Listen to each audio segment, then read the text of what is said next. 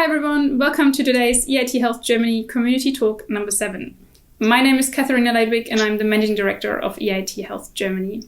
With us today as a guest, we've got Dr. Claudia Crowell, and today's community talk will focus on her project CoViProtect. So welcome Claudia, how are you today? I'm very well, thank you. Thank you for having me today, Katharina. No, it's an absolute pleasure. Claudia, the CoViProtect project is part of EIT Health's COVID-19 Rapid Response Initiative, and I can see you're right in there in the middle of the action.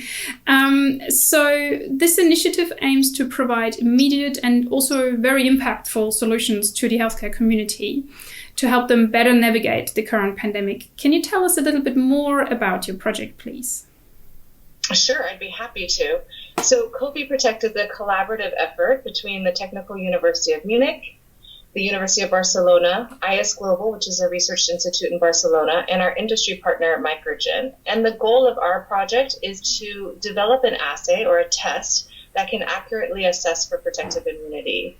Because currently the serologic or antibody assays that are currently available are not 100%, and that's twofold. Sometimes it's because of false positive results because of cross-reactivity with other coronaviruses, but sometimes it's also because of false negative results. As we're learning more and more, the antibody levels that we're able to detect in individuals who've been infected with COVID-19 wane over time. And it doesn't mean that they are no longer immune. It just means that that antibody is no longer detectable. And so our goal is to develop a test that can determine if someone has protective immunity, even if those antibody levels are not detectable. Thank you. Fascinating. Claudia, at what stage of development are you with this project currently? And when do you and the team as a whole expect to see some results? So that's a great question. The way that we have decided to tackle this important question is to look at all the different arms of the immune system. And so that includes looking for developing antibody tests using different assays and different types of assays, as well as looking at T-cell based assays, because those T-cell based assays may be able to tell us information about the immune response, even in the absence of detectable antibody levels. And so currently, all of the different groups are in the process of finalizing the validation process of their assays. And right now, we are almost done with that process, and hopefully we can move on to the next step soon. Wonderful. So the project, I saw that, was picked up by globalcourse.co.uk by the Infectious Disease Campaign, and it was there featured as one of the prime examples of how a collaborative effort is actually able to contribute to this fight against the pandemic. So Claudia, can you maybe for our viewers explain the tangible benefits that you see if this project comes to fruition, the tangible benefits for society as a whole? So what do you see there?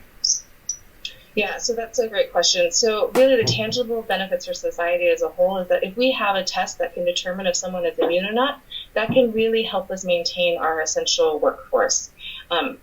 Because right now what is happening is that people who are exposed or have high-risk exposures are being placed on self-isolation until it is determined whether or not they have contracted coronavirus. If we are able to say that they are already immune, then they will not necessarily need to then go into self-isolation, and that can maintain a functioning healthcare workforce and workforces in other essential fields.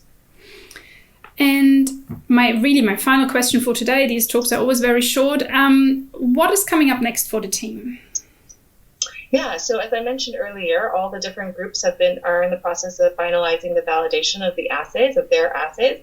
The next step is to bring all that data together along with our clinical and exposure data that we have for our clinical cohort that we have been following, to then determine which assay or test is the most effective or most accurate at identifying protective immunity, so that we can then transfer that knowledge to our industry partner, Microgen, to then bring the product to the market.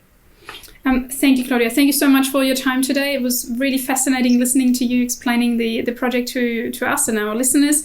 Thank you all on the screens for listening, and stay tuned for our next community talk. Bye-bye.